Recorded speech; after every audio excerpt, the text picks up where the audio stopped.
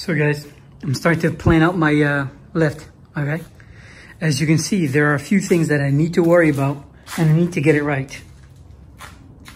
First things first is definitely, you know, the placement of my my pillars, right? Because here's the deal. I want to be able to drive in, have the arms come out and lift without where two things. One thing is I'm afraid of going too deep, right? Because if I'm too deep, then it makes it harder. Because these need to be in the middle of the car. Do you know what I mean? To hold the two sides.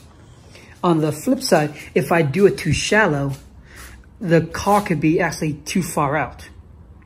Too far out being when I lift, maybe not a big deal, but I also want to lift enough to where this is a dual purpose lift. One part is to lift to fix the car. The other part is so I can actually possibly lift it high enough to get another car underneath, you know what I mean, for the wintertime.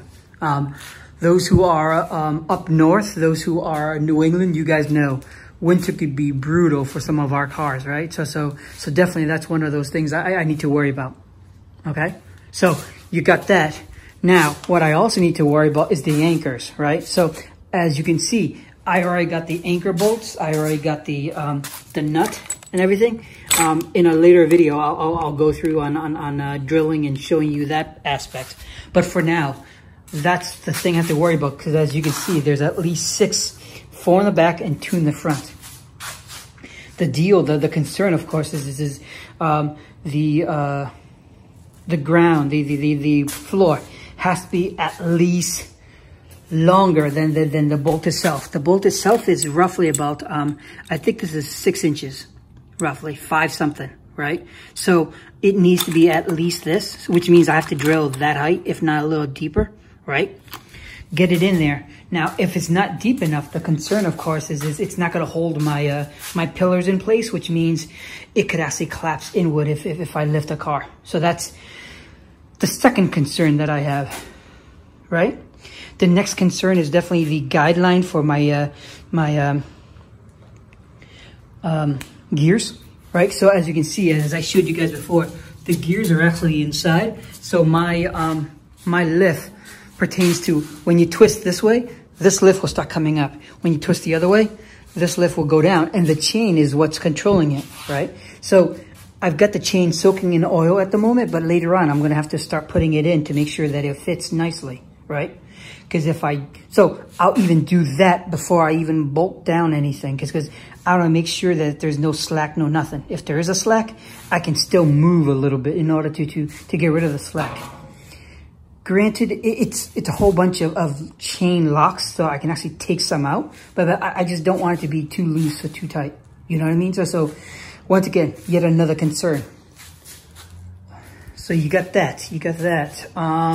The other concern is I need to bolt on my motor right over there on top of here, right? So this is the one that it goes onto, right? Oh, crap. It's actually this one. No, I think, let me check again. I think they're both notched out. Let me take a quick look, shall we? I need gloves.